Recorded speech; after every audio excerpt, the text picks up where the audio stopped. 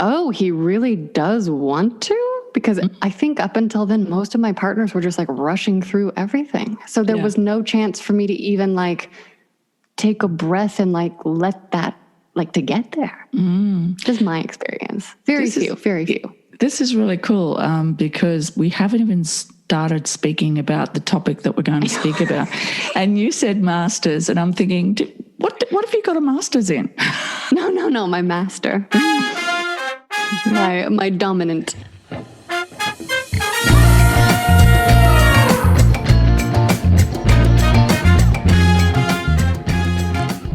Oh, I do love how that little snippet of the interview fitted nicely into my intro music there. Hi, this is Rose Cooper. Welcome to The Eloquent in the Room, episode Sweet 16. How are you all doing?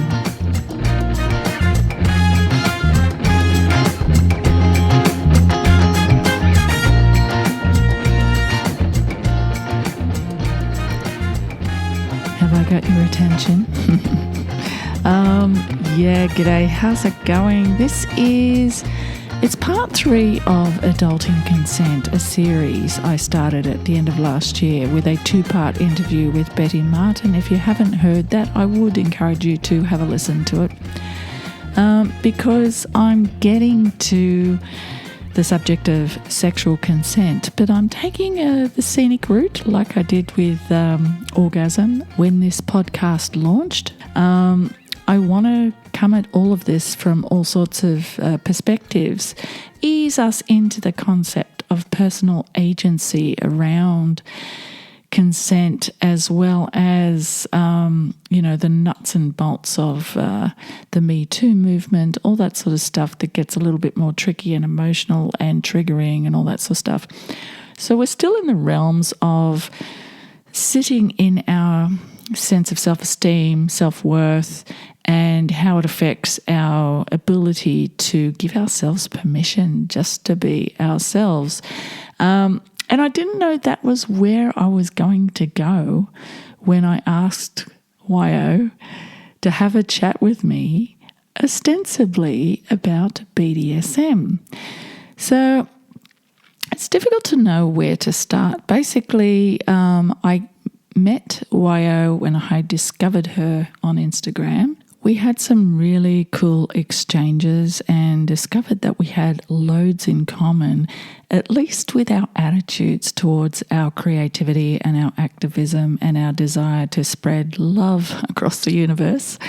And we organised for me to appear on her podcast, Sex Stories, which is basically a weekly podcast that she puts out. And she talks to people who confess their real-life experiences. And these experiences really cover the gamut. And there's no holds barred. And even though I've talked a lot about sex on my podcast, I haven't been really nitty-gritty. Okay, maybe talking about an orgasm while I was in labour was a little bit on the nitty-gritty side. But it hasn't been really super graphic or super candid or super personal. Okay, maybe the oral sex episode was pretty graphic, but that was a teaching moment. Have I left any other graphic bits out? Anyway, as I was saying, Wyoh pretty much got my entire sexual history out of me. The actual recorded bit went for about an hour and a half. And because she's so darn enthusiastic and so open and innocent and curious and excited and enthusiastic about every aspect of sex and connection and relationships and discoveries and all the stuff that I'm also enthusiastic about, but she is next level enthusiastic. It was really hard not to spill my guts. And if you're interested in how that played out, you can listen to the episode either just by audio by searching out Sex Stories with Wyoh Lee, or you can pop onto YouTube and listen to it while watching us chat. And like I said, I don't really leave much out. She doesn't give me a chance to leave anything out, because no sooner do I mention something and her eyes would go really wide and she'd like, oh, how did that work? And, what happened next? And tell me about it from the beginning and don't leave anything out, like really, really, really just, it was really hard not to open up. And after we turned off the mics, we kept talking for about another hour and a half. And we talked more about her life and attitude to sex and her sexuality, and the fact that she's into BDSM and she's a sub. And it was just an open and fun conversation. There's just such a vivid rapport between us, and you'll notice it when you hear us talking, and I'll pop bits and pieces of this in video form onto YouTube and Instagram, all that sort of stuff. Just see how much we just bounced off each other really well, and I just consider meeting her to be such a profound gift, because here we are almost 30 years apart from different parts of the world, opposite parts of the world, with really different backgrounds and upbringings and educational experiences and life journeys and relationship experiences and everything. But the essence of what we're about is found very much on the same page, which is amazing to me. It's such a beautiful thing. And let's face it, in sex positivity world, it is a jungle out there. Interestingly enough, the timing of our interview was more than a little bit awkward, given that we'd made our appointment to speak, which would have been 11 o'clock on Thursday morning Australian time, but it was Wednesday afternoon, January the 6th, her time in LA. So when I woke up that Thursday morning, the news headlines were screaming about what was happening at the Capitol in the US. And I was gutted. I was emotionally paralyzed. I just sort of sat with my boys and we just watched it unfold and chatted and just sort of, like, here we go again sort of thing. But this was such a moment. This was such an I told you so moment in a lot of ways. It was an irrefutable and undeniable moment. And I can't get over the fact that, like, it happened the day after my last podcast went to air, where I had a bit of a bitch about Facebook and about people who were fooled by right-wing rhetoric and how it was getting to me. And then, like, less than 48 hours later, this shit was going down in Washington, and I was supposed to have this conversation with Wyoh. So I sent her a message to check in to see how she was. It was still a couple of hours before we were due to talk, and I was like, we can put this off. We can put this off as for whenever it suits you. But we agreed to check in the next day. And neither of us knew how we were going to feel. I knew I felt like shit on a stick, and I knew she'd have to feel a million times worse. It was such a seminal moment in history, and it was everything that everybody had been experiencing during the year was coming to this peak of, I don't know. I know I don't have to articulate it. I know a lot of people feel it. But, people who have bonds with people from other countries feel this stuff really, really viscerally and emotionally and empathetically and stuff. So when we checked in on Thursday her time, Friday my time, and we found ourselves wanting to reach out and go, okay, let's connect, let's talk. Let's share the moment and see how we go. We may or may not talk about the topic that we were going to talk about. We didn't know how it was going to unfold. And it unfolded in a really interesting and beautiful way, because we were talking about connection and the internet and how, gosh, it's so ironic when you fucking hate social media so much, but it's so ironic that because of social media, she and I became friends, and she's American, I'm Australian, and all this stuff is going on, and we both felt calmed by having a lovely conversation, which opened us up to deeper meaning around connection. And she being her and me being me, we always knew sex was never going to be very far away from the topic, and BDSM was going to come up sooner or later, but we went off on a really interesting tangent. So this little section is in and of itself going to be completely independent of the topic of BDSM. It is about permission to be ourselves, and it's about connection and how it all sort of ties in. I don't really have to explain it too much because it does actually unfold in a self-explanatory way. But I just wanted to put you in the headspace of where we were at before we even started talking, and the date that we were talking on, because it's all very, very relevant to how the conversation panned out. And just sitting here to introduce it, I'm immediately sort of feeling quite emotional about the fact that it happened the way it happened. The world's in a really interesting place, and there's so much to unpack about so much. And the elephant in the room is about cognitive bias and, you know, our self-image and the way we present to the world and the way the world responds to us and makes presumptions and projections about us. It's part of the human condition, and it's also part of the bits and pieces that go along with the job of being some sort of commentator or being some sort of artist or activist that is trying to be part of the conversation and express oneself, and try to do it with some measure of authority or gravitas while still being authentic. And both Wyoh and I wondered how our goofiness could factor into that. So here we go. Have a listen.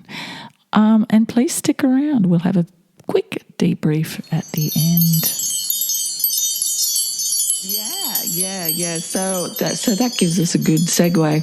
Hello, Wyoh. How are you?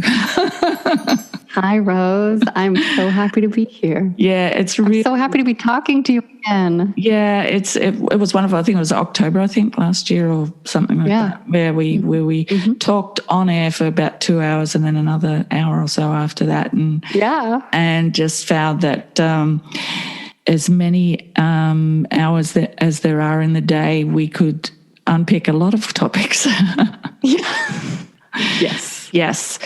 So it's wonderful to, I think the coolest thing about doing interviews for me, because I haven't been doing many interviews, I've been doing a lot of opinion editorial kind of thing. So when I'm doing interviews, it's my way to connect with not only the person I'm talking to, but connect to myself as well and who I am in the space of intimacy. Absolutely. I've been thinking a lot lately.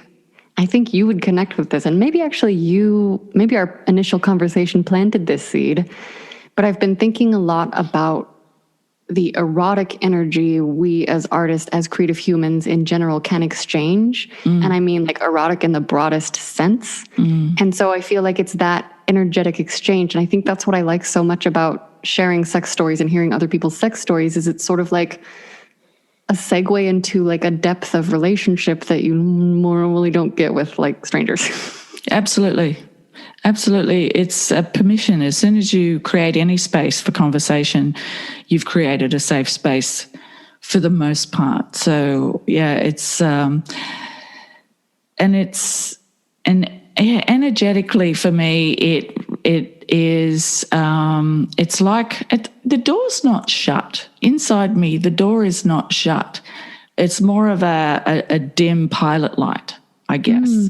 And when I talk to people, I realize how much the lockdown situation during the year and my own personal need to hibernate a bit and all that sort of stuff just has kept this pilot light sort of flickering and getting duller and duller. And as soon as I look into your face right now and listen to your voice, I just feel this beautiful warm glow. And I think that's that erotic energy as well, because we're combining our experience with the moment that we're allowing to happen and unfold. Yes. And just to speak to my side of a similar thing, it's not happening in a vacuum. It is, for me, oftentimes the connection. Like, during the solo quarantine time, I've definitely had some dark, difficult days. As much as I am truly an introvert that likes to be alone and have all this time to work on art stuff, there are these moments where where I almost feel off as well, where it's just like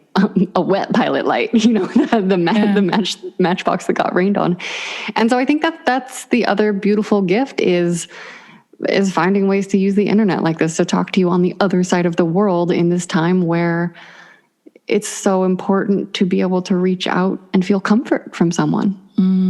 Like these times where, and I think there is so much like beauty in the connection, our ability to connect with and hold each other from afar, from all over the world. So I think that's also one of the things that drew me to you, is I sort of get the vibe that you have that same big picture, like aquarium, not to be like really woo-woo Los Angeles, but also to out myself a little bit. Yeah. But we are in that age. And like, I also have been freelancing for an astrologer for the past 8 years. So I've absorbed all of this knowledge. So Saturn and Jupiter astrology lesson did just move into Aquarius. Okay. And Capricorn, the sign that comes right before, it's like the power, control, authoritarian, like male patriarchy. And Aquarius is the sign of the group and coming together and finding new ways to do things. Could also be the lone wolf, can also be the head that's disconnected from its heart. But if we can, I really believe that if we come together at our highest, if we can like match through technology, Aquarius rules technology. Okay, quick confession. I didn't want to disturb Wyoh while she was on that tangent, but I have to confess I am a little bit of an astrology geek myself, and I'm approaching my second Saturn return.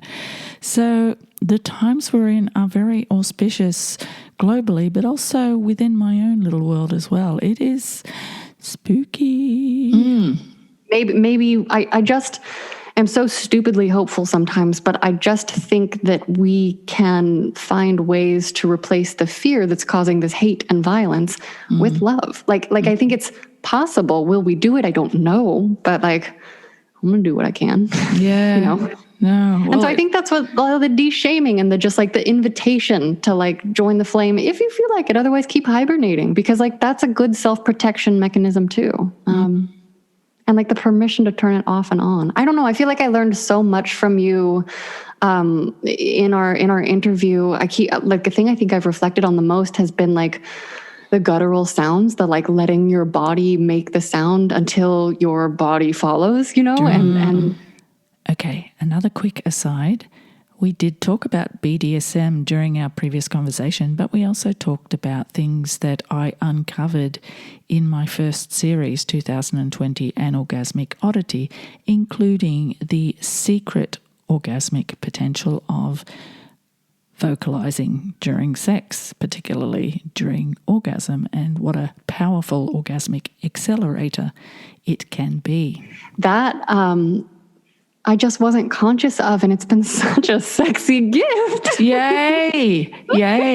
That's all I was going. Yeah, it's like already we've just landed in a puddle of so many different things that I want to talk about. Can you tell I'm alone all the time? And I'm like, I just need a person to talk to about stuff and ideas. Yeah, I just wanted to, I did want to follow up on that, because that's what we did when we touched base. I'm like, I gave you some homework.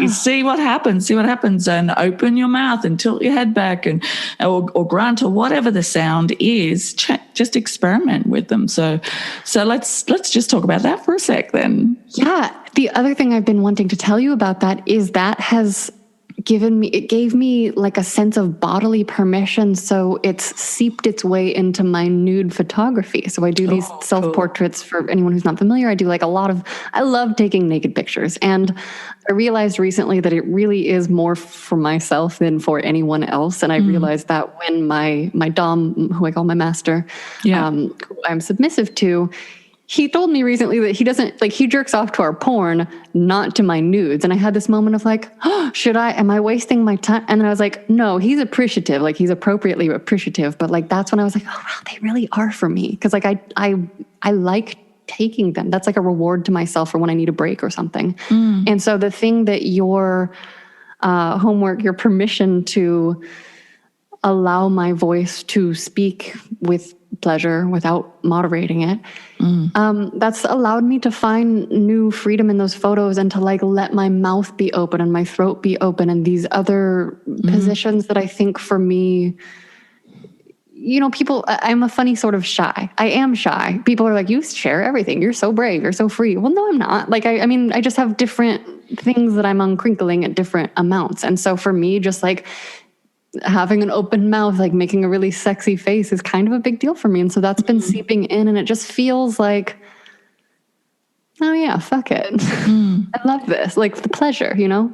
Well, it puts it into a situation and a context of what, you know, every picture tells 1,000 words, and rather than that being, because you do have a beautiful body, but rather than saying, look at my beautiful body, it's like, look at what I'm thinking and feeling.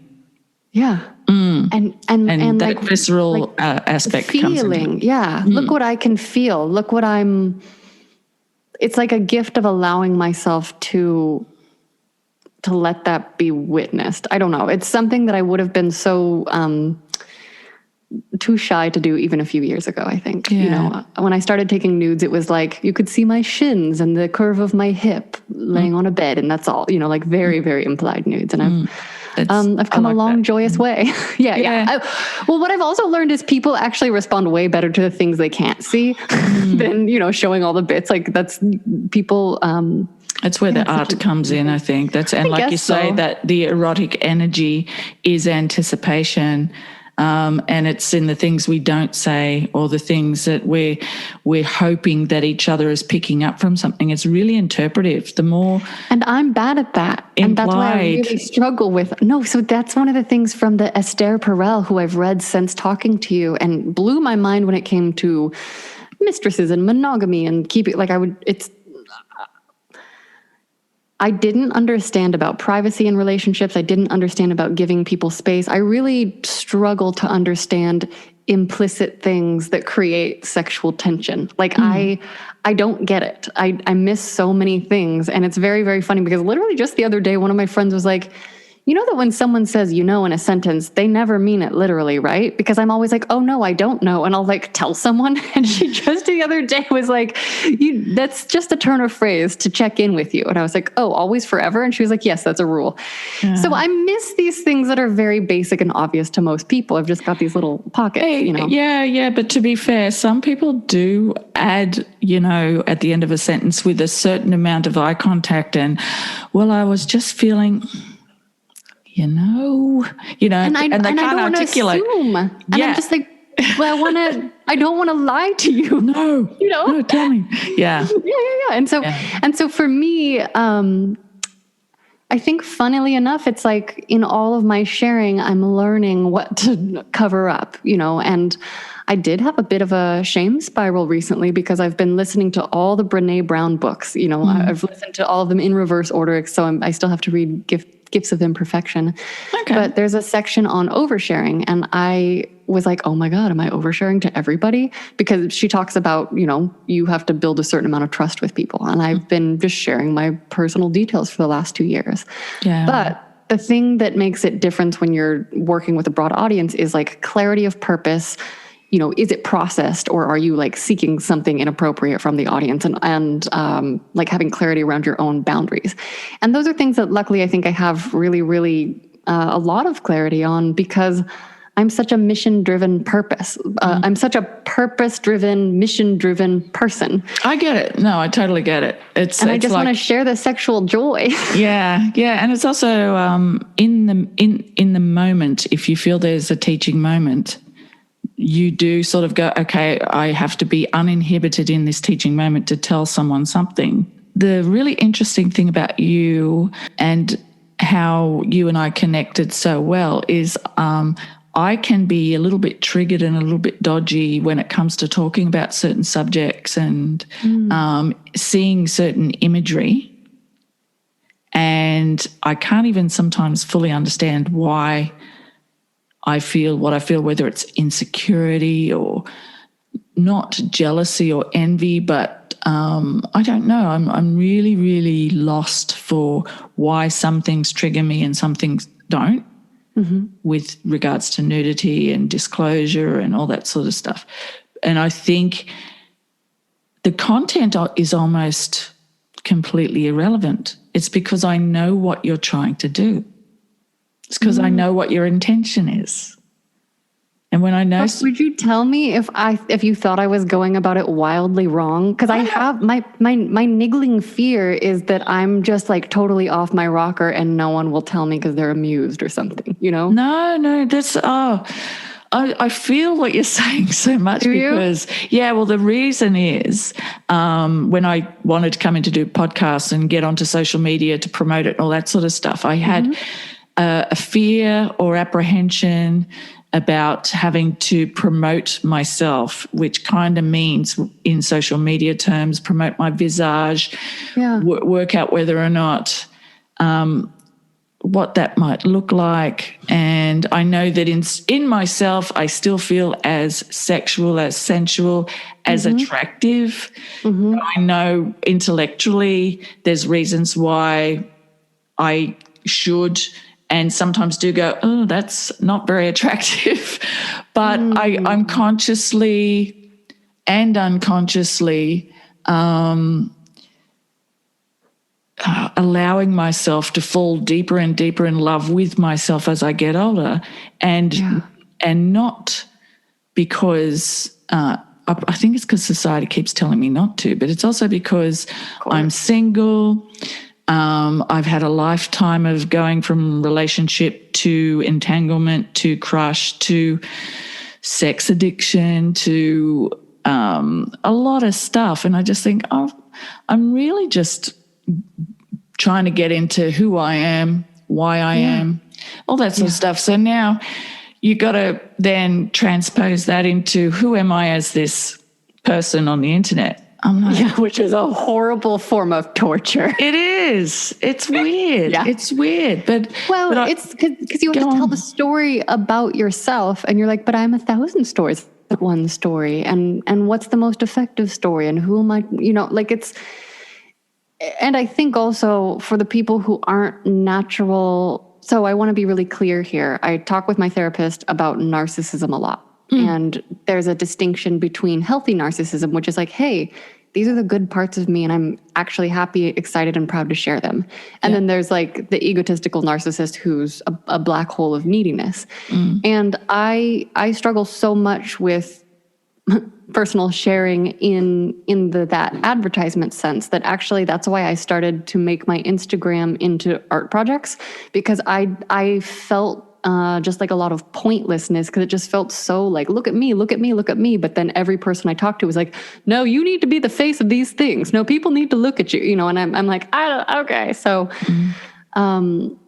for me, I think I find so much freedom in having a mission, like in a clear around what I do. And I think that's a funny thing about me is people are like, oh, she's just like this, like free spirit chick. And I'm like, actually, everything's organized and fits together in my head like a large puzzle. I'm just like only this far in. Wow. Yeah, no, it's diabolically interesting. That's two words that probably are an oxymoron, but I watched the pieces come together because I've been following you and I've been watching what you do, and you've got the two. Is it only 2 spaces on Instagram, or do you have more?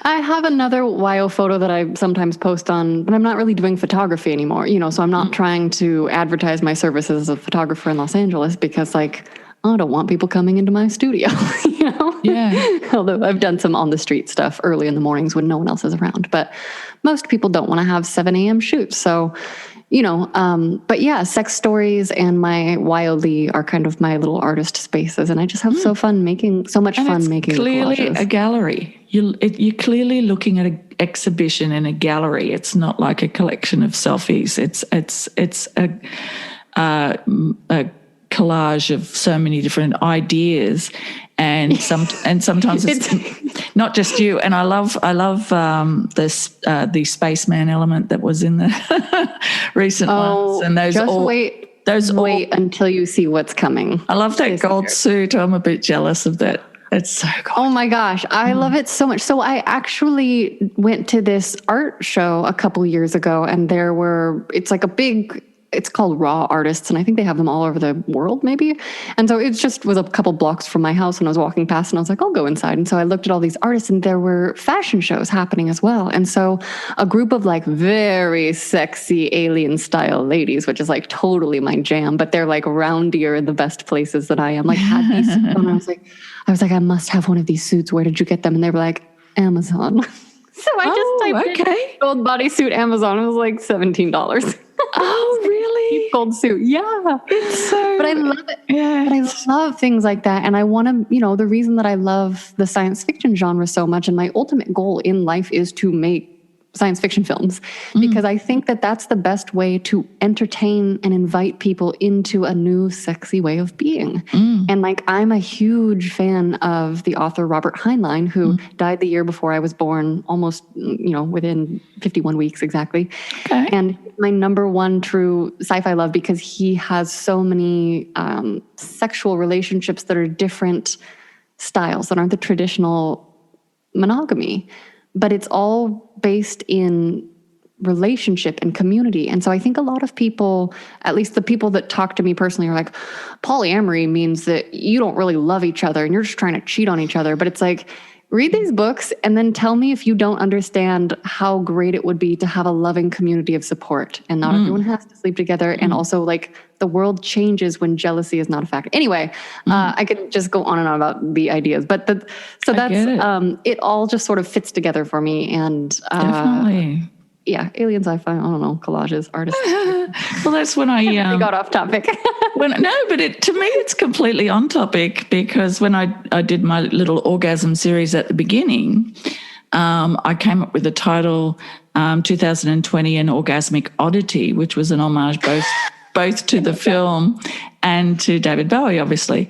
But that started me dropping other references in. I'm not a huge sci-fi buff, but I do love sci-fi.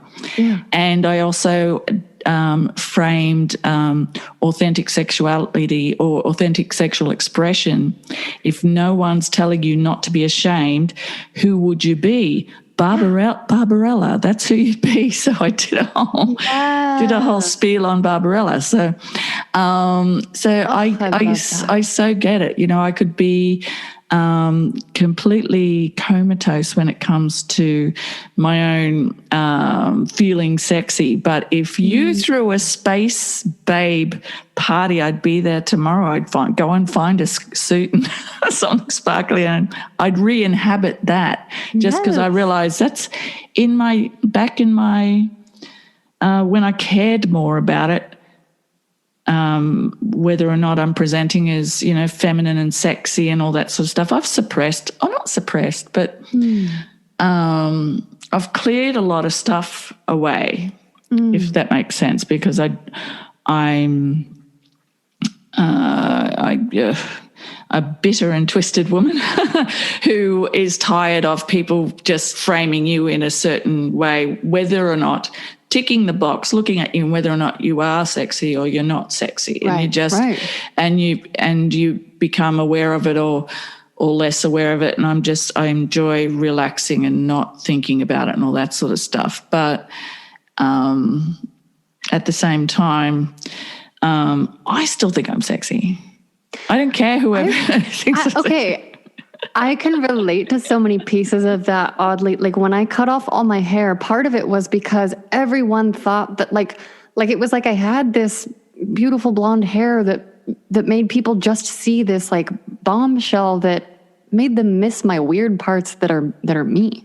Yeah. And so that I love, that I want people to like. I want to attract friends that like me because I'm silly. Like I've had a lot of friends that just like look at me weird when I'm silly, and I'm like, oh, those are not my friends. They just like my hair, you know, and that's an overstatement. But there was something about that where I was just like, well, what if I just get blank? Like and then who am I? And then I also had to go the other direction, because once I felt like I was like, okay, this is blank, why are people still attracted to me? Like it took me I started shooting more nude photos of myself when I was 27 and had just shaved my head and was traveling around South America, because I was like, I don't even know what I am in my body.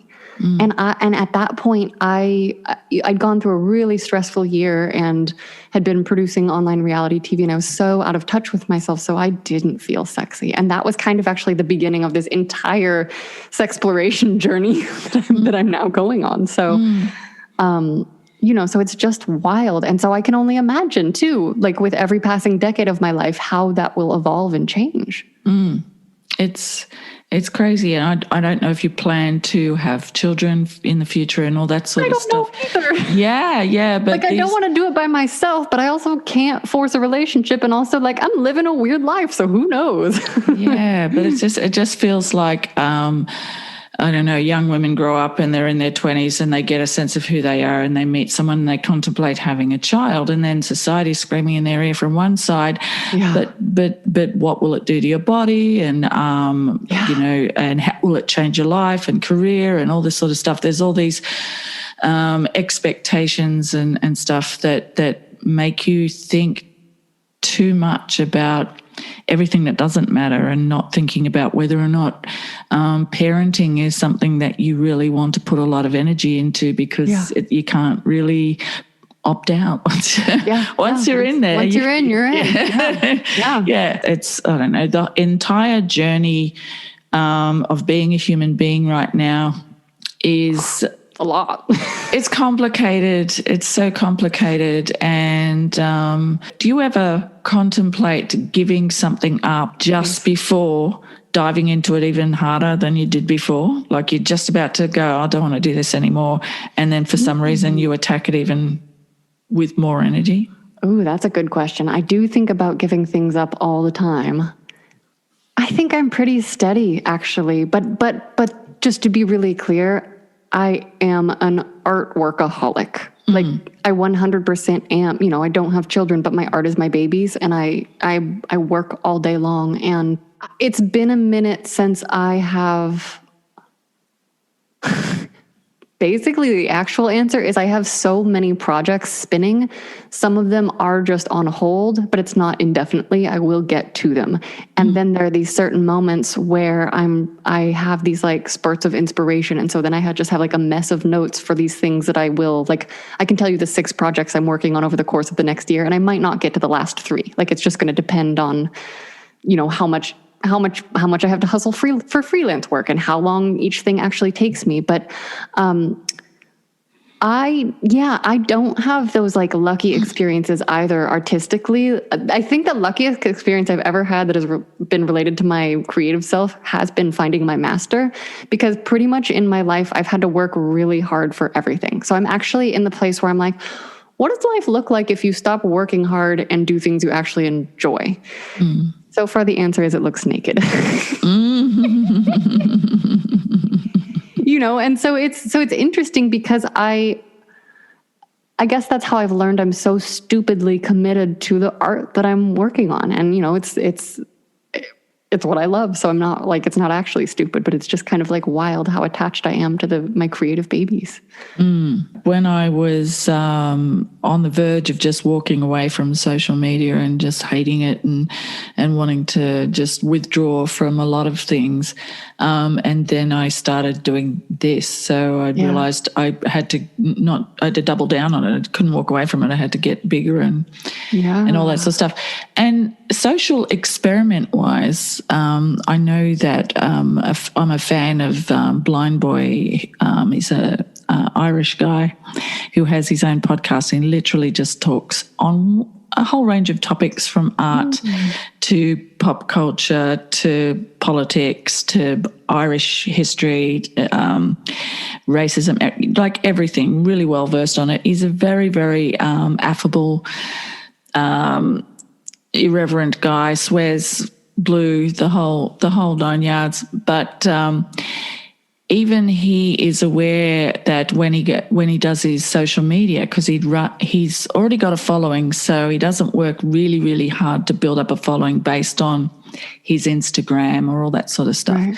But when he does post a picture of himself, because he works with a, you're gonna love this, shopping bag over his head with the eye holes cut out, and he retains a certain amount of anonymity.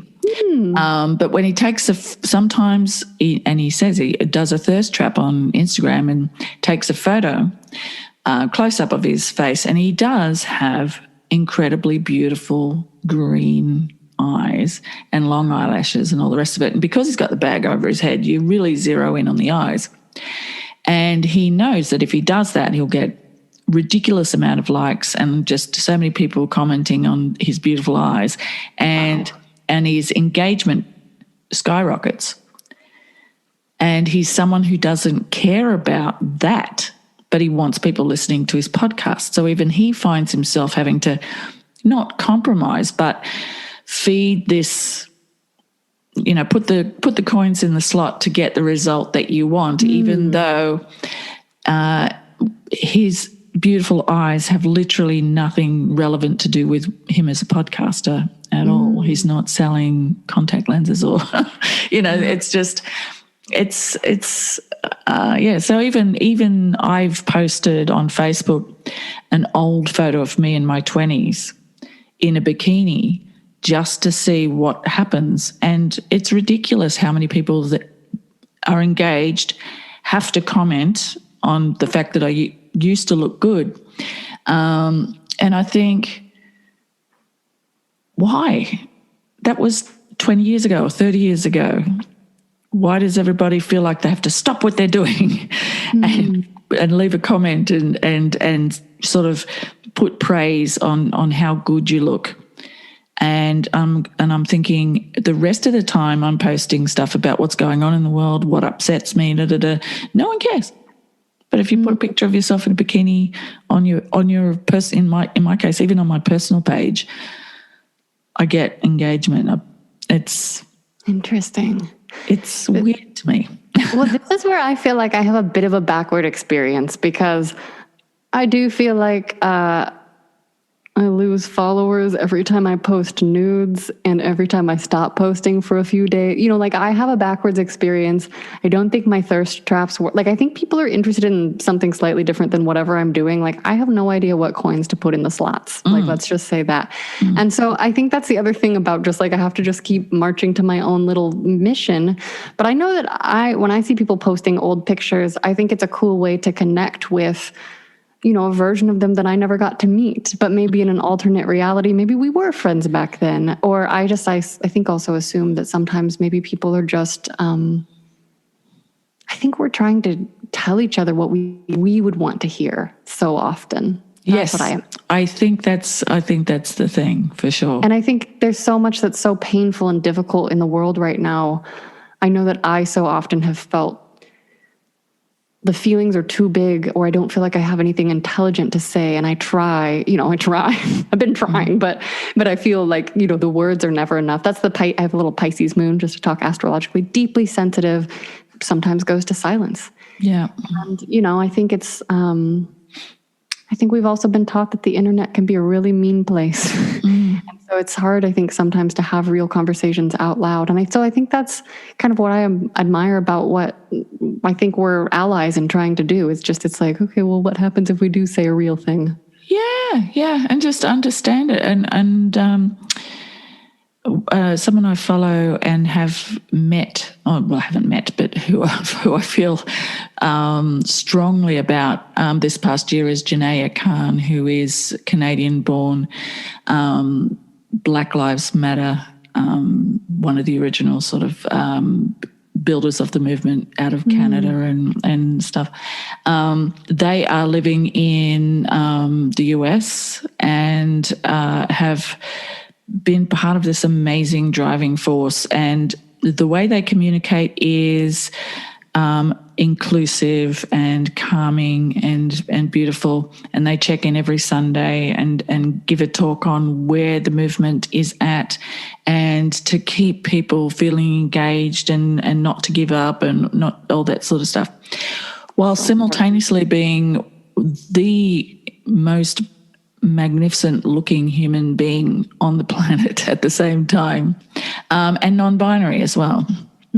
So and is a fashion model and could walk away from anything and just be a fashion model, and they always look fabulous when they present as well, and always wear things that accentuate their non-binary, very, very buff, beautiful face, and just absolutely magnificent human being that they can't help being.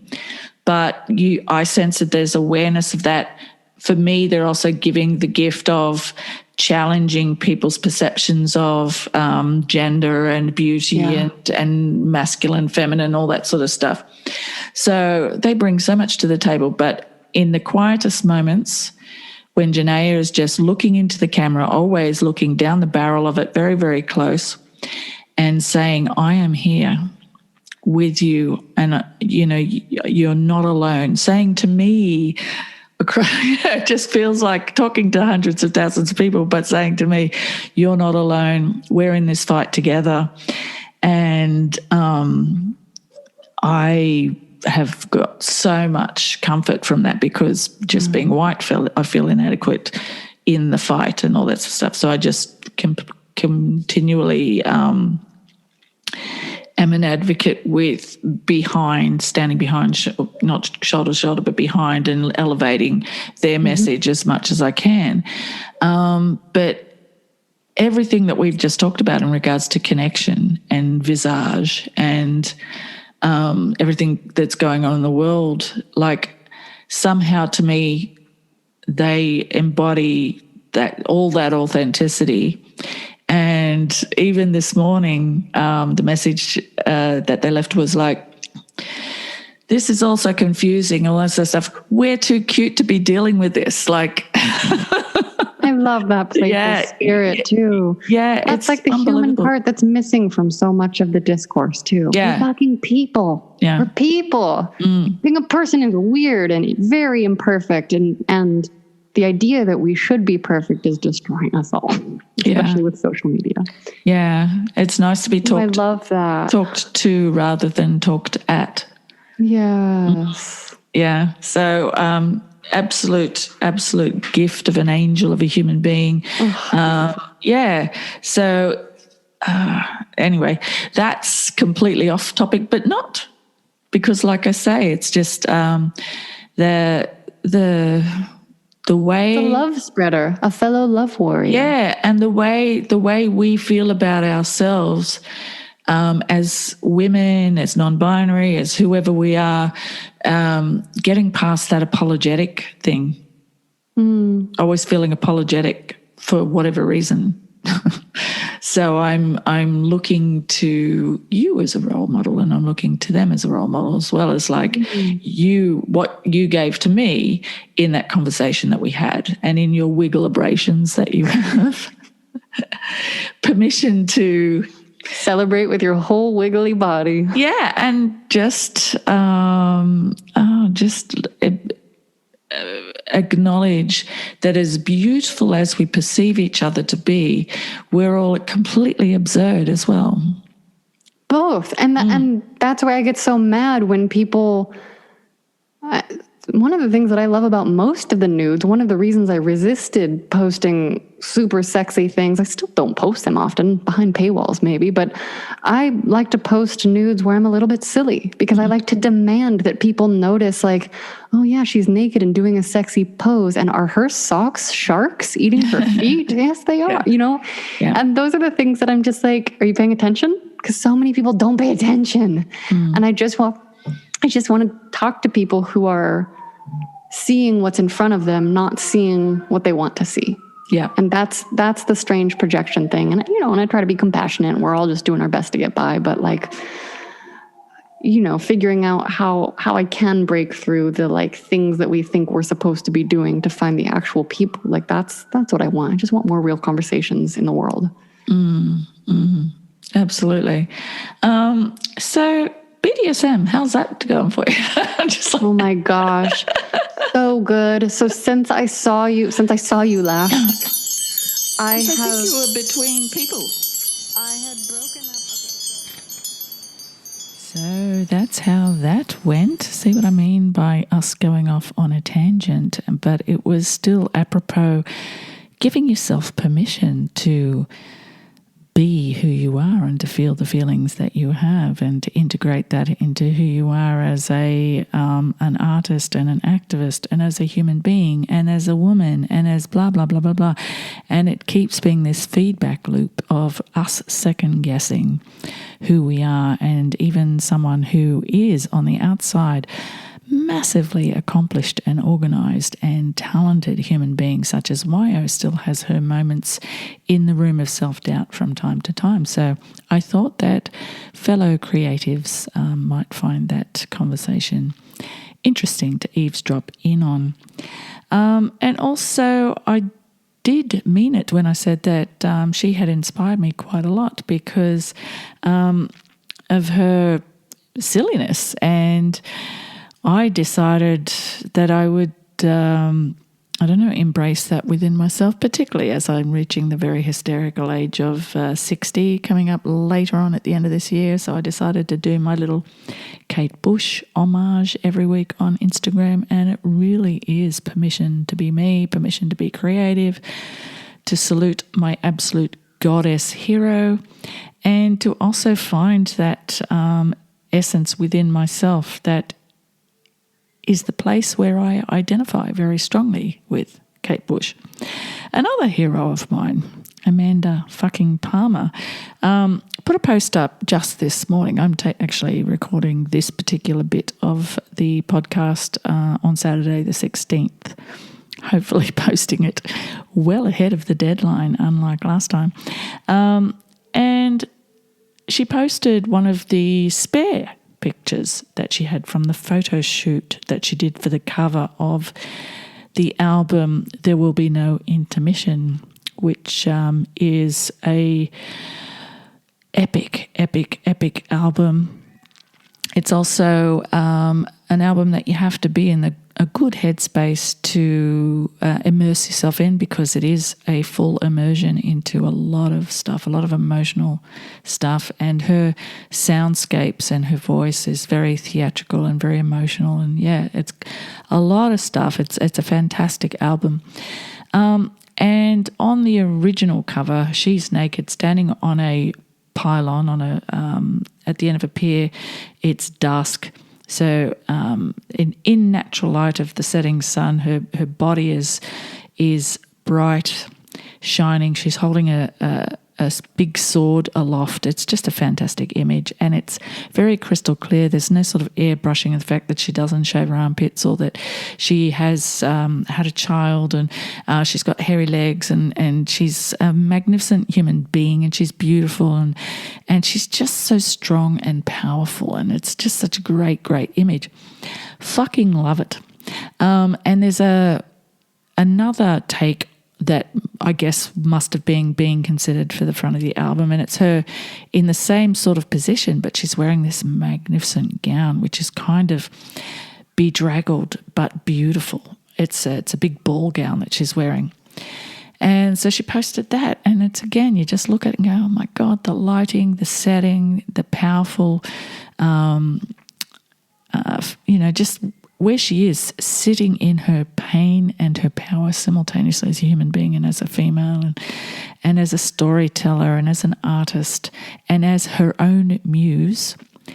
And let's not forget that Frida Kahlo was her own muse, and Yoko Ono was her own muse, and a lot of artists out there are their own muse. Wyoh is her own muse. And someone left a comment just saying, oh, I'm sorry, but, like, I like you, but I'm sorry, but you do glorify yourself way too much. And so Amanda sort of grabbed that little comment and made another post and just said, yeah, well, actually, yes, I do. And there's a reason for that.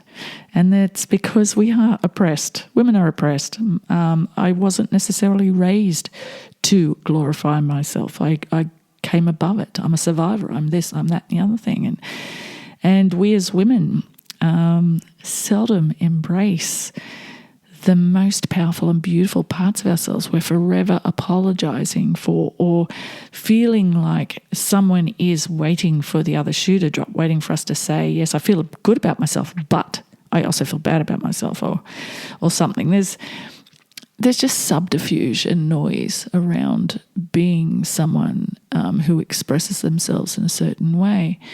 And I'm really enjoying finding connection, particularly with someone like Wyoh, who does post a lot of nudes, and I have interesting thoughts around what I see out there. But she said she wanted people to pay attention. When I saw her and found her on Instagram, I did pay attention because I'm the kind of person that will click on a picture and read what the person has said about it. And she's always finding something interesting to say, or making a point about the election last year, or, so it has something to say. So that's where that kindred spirit thing happened. And I don't know, what are the odds? What are the odds that we would become close and connected and feel so much love, genuine love towards each other, and have these wonderful conversations? So I'm really looking forward to releasing the second and third part of the conversation. But I want you to marinate in this one first and then marinate in the next one. There's a lot there to process. There's a lot there for you to access as a human being and sort of see where you fit into that conversation and what you relate to. Oh my God, I do ramble on. Speaking of connection and engagement, my podcast is hosted by Podbean, and it's distributed to everyone. Obviously, Apple Podcasts, Spotify, Stitcher, Google, all of the platforms. So wherever you're listening to this, the host who actually lets me upload their files, I pay them. I upload my files to be distributed in the first place. They're my host. Along with paying for that privilege, as part of that package, they get to, they feature your podcast in their advertising for a week. Now, I didn't know this straight away, but a couple of months into being a podcaster on Podbean, I happened to read the fine print and I saw this thing about being featured for a week. And that week has been this week just past. And it's been such a lovely thing because people who are regular listeners to podcasts on Podbean have seen the Eloquent in the Room thumbnail staring at them, and they've been intrigued enough to click on it. And I've picked up quite a few followers and quite a few listens over this past week. So I just want to say hello to people who are on the Podbean app. Thank you so much for listening, and thank you for following. This is such a gift for me because it's these follows and comments and things that increase your engagement with other people. Like, I'm not out there paying lots of money for advertising or anything like that. I'm kind of just using social media. I'm just working my way through trying to get organic engagement and build a community around what I'm trying to do with the Eloquent in the Room projects. It's not just a podcast, it's also the stuff that I do on social media, and I want to do more stuff. I've got music in the pipeline and I want to start doing more YouTubes and stuff, and have these weird conversations about life and sex and all that stuff. So yeah, welcome poddies, podbeaners, podbeanies, whatever you want to call yourselves. Welcome, welcome, welcome. Please do me the great honour of sharing the podcast with people, and please go back to earlier podcasts and catch up on. There's only 15 preceding this one, and send me your feedback while I've got your attention. Please send me your feedback. questions, visit theeloquentintheroom.com, go to the links page, and you'll see that there is a self-esteem survey that I'm trying to get people on board with. I did have a orgasm survey, and that went gangbusters, and that's what I used in my orgasm series. But with consent and self-esteem, they very much go hand in hand. How we give ourselves permission to follow our own instincts and do what is right for us, and give ourselves permission to seek pleasure and feel okay with it and not feel guilt or shame or all this sort of stuff before we even contemplate having sex or giving permission to someone else. Like, there's so much that goes on to that single concept of what we will allow, what we want to receive. So yeah, go back, listen to previous ones. Listen to Betty Martin, especially, because that is something I'm following on to, and I am building up to talking about self-esteem and body image and how that factors into how we allow ourselves to receive pleasure, and then how that factors into the way we feel about casual sex, relationships, and why we don't communicate our needs. Unless, of course, we are a well-practiced and ethical member of the BDSM community, and then consent and boundaries and self-awareness seems to be the cornerstone of all of that. So the community at large does have a lot to learn about just the most basic communication concept via BDSM. So that's something I'm learning, and you're going to hear all about it next time. Until then, stay safe, be kind to each other, get hugs where you can. If you don't have to social distance, enjoy them, but if you do, be careful. Sending you all my love, and we'll talk to you soon.